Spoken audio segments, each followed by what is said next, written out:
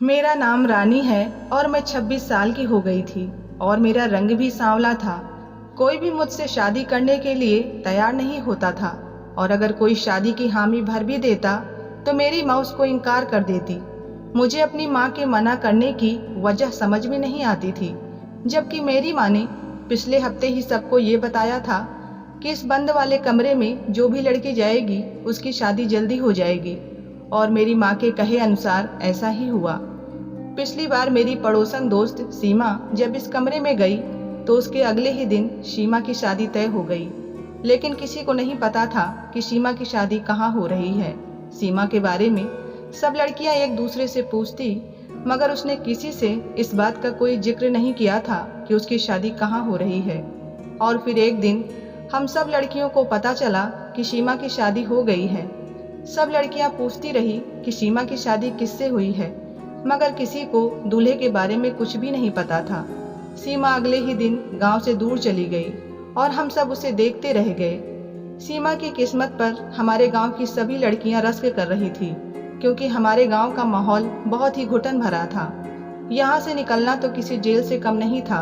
हमारे यहाँ पर मर्दों का राज चलता था और किसी को बोलने की इजाज़त नहीं थी। इसी वजह से यहाँ की जिंदगी किसी को भी अच्छी नहीं लगती थी। खैर, मेरी उम्र अभी 26 साल हो चुकी थी। अभी तक मेरा रिश्ता नहीं हुआ था। तभी मेरी एक सहेली पाखी, जो मेरी बहुत अच्छी दोस्त थी और मुझे अच्छे से जानती थी, लेकिन मेरा मजाक उड़ाने में कोई कसर नहीं छोड़ती थी, एक दिन सब दोस्तों के सामने हंसकर बोली, तेरी माँ ने तो शादी वाला कमरा खोल रखा है, जहाँ पर जाते ही लड़कियों की शादियाँ हो जाती हैं। तो फिर वो तुझे क्यों इस शादी वाले कमरे में नहीं भेजती, ताकि कोई तुझसे भी शादी कर ले और तू भी इस गांव से दूर चली जाए। पाखी की बात मुझे बहुत बुरी लगी थी, लेकिन मैं भी यही बात सोचती थी कि अगर माँ चाहे तो मुझे भी इस कमरे में भेज सकती है, ताकि मेरी भी शादी जल्दी हो जाए और मैं इस गांव से बाहर चली जाऊं। लेकिन जब मैं अपनी माँ से इस बारे में बात करती तो वो एकदम से भड़क जाती। ऐसा लगता जैसे मैं उनसे कोई गलत बात कह रही हूँ। एक दिन अपनी दोस्त पाखी की कही हुई बात अपनी माँ से कही थी, तो माँ ने मेरे मुंह पर हाथ रख दिया और मुझसे कहने लगी कि खबरदार, अगर आज के बाद तूने इस बात को फिर से बोला तो मैं तेरे मुंह से ये बात ना सुनूं, वरना मुझसे बुरा कोई नहीं होगा। माँ की बात सुनकर मेरा दिल उदास हो गया। मैंने अपनी माँ से कुछ नहीं कहा और खामोश रहने लगी। मगर दिल ही दिल में मैंने सोच लिया था कि मैं इस कमरे में जरूर जाऊंगी, जहाँ जाने के बाद लड़कियों की शादियाँ हो जाती हैं। आज मंगलवार था और मेरे घर में बहुत शोर हो रहा था। औरतें और लड़कियां हमारे घर के बड़े हॉल में इकट्ठे थे। मेरे दादा एक कोने में बैठे हुए थे। उनकी आंखें खून की तरह लाल हो रही थी और मेरी माँ औरतों की बातें सुन रही थी। थोड़ी देर बाद मेरे दादा उठकर वहां से चले गए। माँ ने इशारे से नौकरानी को अपने पास बुलाया और उसे इशारा किया कि फला लड़की को शादी वाले कमरे में ले जाओ। माँ के कहते ही वो नौकरानी उस लड़की को और उसकी माँ को शादी वाले कमरे में लेकर चली गई। जब दोनों शादी वाले कमरे से जाकर आए तो उनके चेहरे पर बहुत ज़्यादा खुशी थी और उस लड़की का चेहरा शर्म से गुलाबी हो रहा था। वो लड़की बहुत ज़्यादा खूबसूरत थी। उसने किसी से बात नहीं की। शायद मेरी माँ ने उसे मना कर दिया होगा कि तुम उस कमरे से बाहर आने के बाद किसी से बात मत करना, या फिर उसने खुद ही हमसे बात नहीं की। खैर, वो सब औरतों के बीच से निकलकर हमारे घर से चली गई और फिर वही हुआ जो माँ ने कहा था। अगले 2 दिन बाद उसकी शादी हो गई। मगर इस बार भी हैरत की बात यह थी कि शादी होने के बाद उसके दूल्हे को किसी ने नहीं देखा था, ना किसी ने कुछ सुना था। ये लड़की, जिसका नाम आरती था, शादी के बाद गांव से दूर चली गई और हम सब फिर से एक बार देखते ही रह गए। तब तो पूरे गांव में ये बात मशहूर हो चुकी थी कि रानी के घर में जो कमरा है, वहां जाते ही दूसरे दिन लड़कियों की शादी हो जाती है। पिछली कई शादियां होने के बाद मेरी माँ हमारे गांव में और आसपास के गांवों तक मशहूर हो चुकी थी। हर औरत मेरी माँ के पास अपनी बेटी की फरियाद लेकर आती थी और अगर कोई लड़की उनको अच्छी लगती तो उसे शादी वाले कमरे में भेज देती। मैंने भी सोच लिया था कि उस कमरे का राज पता करके ही रहूंगी। ऐसा करने के लिए मुझे मेरी माँ को धोखा देना पड़ता, उनको रास्ते से हटाना था, क्योंकि माँ ने मुझे सख्ती से इस कमरे में जाने से मना कर रखा था कि कुछ भी हो जाए तो उस कमरे तक नहीं जाना। मैं भी माँ की हाँ में हाँ मिला दी और उनको ये महसूस करवाया कि मैं इस कमरे में अब नहीं जाना चाहती, लेकिन असल बात ये थी कि माँ हर समय इस कमरे के आगे पीछे बैठी रहती और औरतों के लिए पूजा पाठ करती रहती। इसी वजह से मैं उनकी नज़रों से छुप नहीं सकती थी। और फिर वो नौकरानी मेरी माँ की बहुत खास थी, उनकी हर बात मानती थी और उन्हें हर बात बताया करती थी।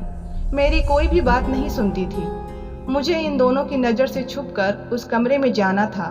ये बात मैंने अपने बुआ की बेटी सपना को बताई। उसके साथ बचपन से खेलते हुए बड़ी हुई थी। मैंने उसे कमरे में जाने वाली बात बताई तो वह मुझसे कहने लगी कि तुम बहुत बड़ी पागल हो। अगर तुम्हें इस बात पर भरोसा है कि कमरे में जाने से तुम्हारी शादी हो सकती है तो तुम्हें किसी और दिन उस कमरे में जाना चाहिए। तुम कौन सा इस घर में पराई हो। सपना बिल्कुल ठीक कह रही थी। मंगलवार के दिन इस कमरे के और माँ के आसपास औरतें ही औरतें होती हैं, तब मुझे इस कमरे में नहीं जाना चाहिए। तभी हमने मंगलवार के बजाय बुधवार के दिन इस कमरे में जाने का सोचा। सपना ने बहुत ही मुश्किल से इस कमरे की चाबी चुराई। इस कमरे पर एक बड़ा मोटा सा ताला पड़ा होता था जो हर समय यहाँ लगाया जाता था और किसी को भी इस कमरे में आने की इजाज़त नहीं थी। बड़ी मुश्किल से चाबी ढूंढने के बाद हम इस कमरे तक पहुंचे। हमारा दिल जोर जोर से धड़क रहा था। हमको कुछ नहीं पता था कि इस कमरे में क्या होगा और डर भी लग रहा था कि अगर कमरे के अंदर कोई हुआ तो हम क्या करेंगे। मैंने कमरे का दरवाज़ा खोला। ये जानकर मुझे बहुत अजीब सा लगा कि कमरे के बीच में एक पतली दीवार खड़ी थी और दीवार के उस पार किसी के होने का एहसास हो रहा था। इससे पहले दीवार की दूसरी तरफ जाकर कुछ देखती, मेरी माँ को मेरे कमरे में आने की खबर हो गई और वो भागकर इस कमरे तक आ गई और मुझ पर बहुत ज़्यादा गुस्सा करने लगी। कहने लगी कि तुम यहाँ क्या कर रही हो, भगवान तुम्हें माफ़ करे। जब मैंने तुम्हें मना किया था कि इस कमरे में नहीं आना तो तुम यहाँ क्या करने आई हो, बाहर निकलो। अपनी माँ को इस तरह गुस्से में देखकर मेरी और सपना की आंखों के आगे अंधेरा सा छा गया। हमने सोचा भी नहीं था कि माँ को इतनी जल्दी हमारे इस कारनामे का पता चल जाएगा। अपनी माँ के हाथों से बुरी तरीके से पिटने के बाद हम इस कमरे से बाहर आ गए, मगर हमने हिम्मत नहीं हारी। सपना कहने लगी कि तुम फिक्र ना करो, मैं इस बात का कोई और हल निकालती हूँ। अब हम मंगलवार के दिन ही शादी वाले कमरे में जाएंगे ताकि हमें इस बात का पता चले जो हमसे छुपाई जा रही है। सपना की ये बात मुझे ठीक लगी। मैंने भी शादी वाले दिन कमरे में जाने का फैसला कर लिया। ठीक 7 दिन बाद मंगलवार को सपना मुझसे कहने लगी कि वो मेरा साथ जरूर देगी। सभी लड़कियां और औरतें आ चुकी थी। सपना ने 2-3 औरतों को इशारा किया और फिर ना जाने क्यों भगदड़ मच गई। सभी औरतें इधर उधर होने लगी। उन औरतों में मेरी माँ की नौकरानी भी थी जो हर समय इस कमरे के बाहर खड़े होकर यहाँ पर पहरा देती थी। सपना ने अपनी चालाकी दिखाकर उसे वहाँ से हटा लिया। इस समय मेरी माँ की चुनी हुई एक लड़की और उसकी माँ शादी वाले कमरे से बाहर आ गई और मैं इस समय मौका पाकर इस कमरे के अंदर चली गई। अंदर दीवार के उस पार का मंजर देखकर मेरे होश उड़ गए। अपनी आंखों पर मुझे यकीन नहीं आ रहा था। इतने में दादा को पता चल गया कि मैं इस कमरे में आ गई। उन्होंने मुझे घसीटकर बाहर निकाला, लेकिन अब उनकी आंखों में वो चमक और गुस्सा नहीं था जो मुझे यहाँ आने से पहले दिखाया जाता था। मेरी माँ की नज़र भी झुकी हुई थी। उनको भी मालूम पड़ गया था कि मैं कमरे तक पहुँच चुकी हूँ और सारी सच्चाई जान चुकी हूँ। माँ ने तो जैसे आंखें बंद कर ली थी, मगर मेरे सर पर जुनून सवार था। जिस बात के लिए इतनी परेशान हुई, माँ ने मुझे लफ्जों की भनक भी नहीं पड़ने दी थी।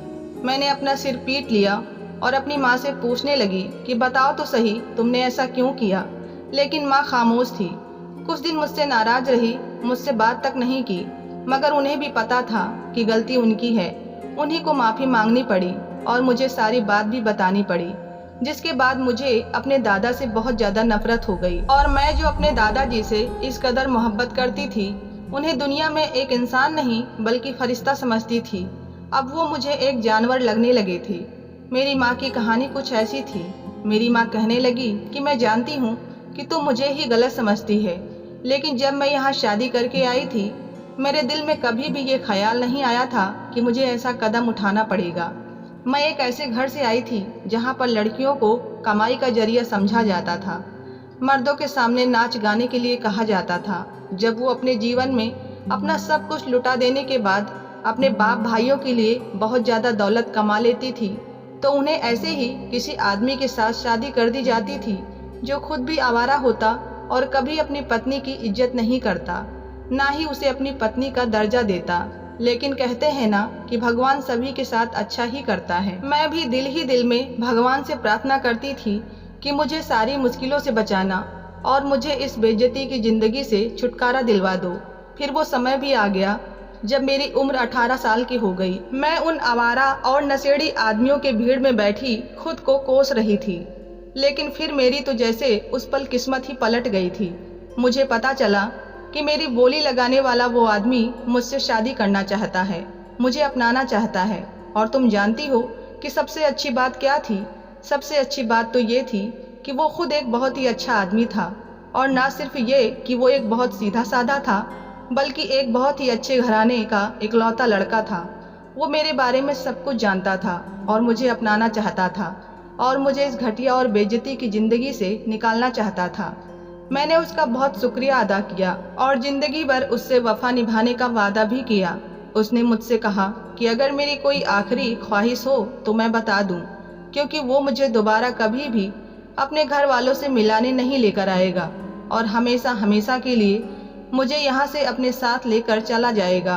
और फिर वो मुझे एक ऐसी जगह पर ले आया जिसके बारे में मैंने कभी सपने में भी नहीं सोचा था। मेरी जैसी औरत तो इस जगह के काबिल भी नहीं थी। मेरे साथ उस समय एक छोटा भाई था जिसकी उम्र सिर्फ 8 साल की थी। मेरे पति ने मेरी बात का मान रखा था और वो मेरे भाई को मेरे साथ ही लेकर घर में आया। लेकिन यहाँ पर हमें इज्जत की नज़रों से नहीं देखा जाता था। मेरे पति को झूठ बोलने की आदत नहीं थी।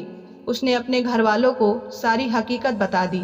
उसने बता दिया था कि मैं किस घर से ताल्लुक़ रखती हूँ और मेरा अतीत क्या है। उनके पिता ने तो उन्हें माफ़ नहीं किया। शादी की लाज रखकर मुझे यहाँ रहने की इजाज़त तो दे दी, लेकिन मेरे भाई पर पहरे लगे हुए थे। मेरे ससुर का कहना था कि खानदानी खून का असर ज़रूर होता है, क्योंकि मेरे मायके के मर्दों का चरित्र ठीक नहीं था।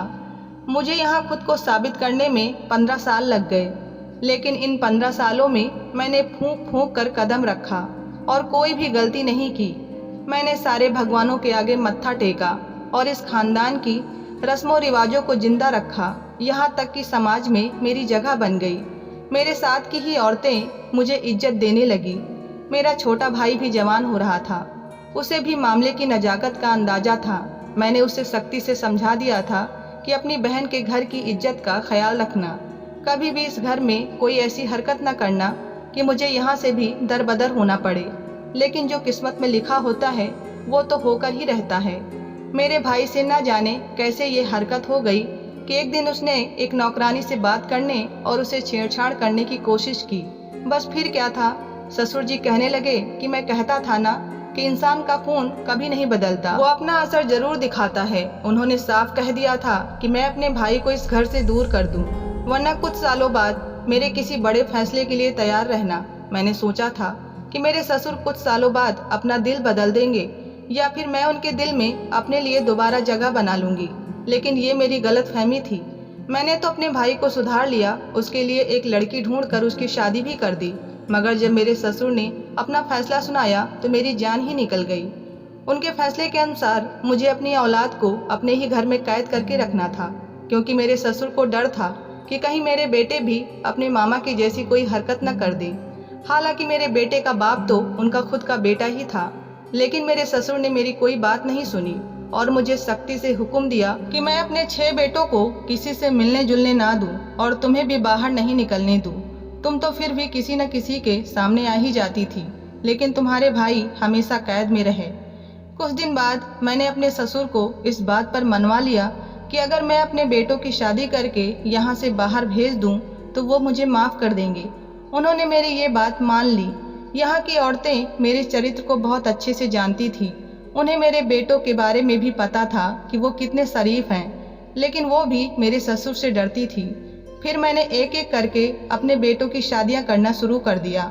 ये सारा ढोंग मैंने इसीलिए रचा था ताकि तुम्हारे भाइयों की शादियां करवा सकूं और वो अपनी मर्जी की लड़की देखकर उनसे शादी कर सकें और इस गांव से दूर चले जाएं, ताकि मेरी ज़िंदगी और तुम्हारी ज़िंदगी भी आसान हो जाए। मेरी बेटी, तुम्हें वहाँ इसलिए नहीं जाने देती थी कि वहाँ तुम्हारे ही सगे भाई थे। अगर मैं तुम्हें वहाँ भेज देती तो तुम्हारे दिमाग पर बुरा असर पड़ता और फिर अब तो तुम्हारे बाप भी इस दुनिया में मौजूद नहीं है। मैं अकेली क्या क्या करती और कैसे सब मसले को हल करती। बस अब आगे तुम खुद समझदार हो, तुम इस बात को भूल जाओ। माँ ने कहकर अपने दिल का बोझ हल्का कर लिया, मगर मेरे दिल में दादा की ऐसी नफरत चलने लगी जिसके बारे में मैं सोच भी नहीं सकती थी। मेरा दिल किया कि उन्हें मार डालूं, जिन्होंने मेरे भाइयों को इस तरह कैदी बनाकर रखा था, लेकिन मैं अपनी माँ के कहने पर मजबूर थी। मैं ऐसा कुछ नहीं कर सकती थी। माँ का कोई बदला नहीं उतार सकती। मेरे भाइयों की शहरों में अच्छी जॉब लग गई थी और हम माँ बेटी को अपने साथ ले जाने के लिए आए थे। फिर वो समय भी आ गया जब हम लोगों को इस गांव से जाना था। मेरे पत्थर दिल दादा को उस समय भी हम पर कोई तरस नहीं आया। उन्होंने आगे बढ़कर अपने पोता पोती के सर पर हाथ भी नहीं रखा। दादाजी के लिए मेरे दिल में नफरत और ज़्यादा बढ़ जाती है, जिन्होंने अपने बेटे की खातिर अपनी बहू को बर्दाश्त कर लिया, मगर अपने आने वाली नस्लों को अपने घमंड के खातिर अपना नाम नहीं दिया। भगवान ऐसे लोगों से सबको बचाकर ही रखे, जिसके दिल में अपने ही पोता पोती के लिए रहम न हो। आपको मेरी ये कहानी कैसी लगी कमेंट में ज़रूर बताएं और वीडियो को लाइक सब्सक्राइब करना ना भूलें। धन्यवाद।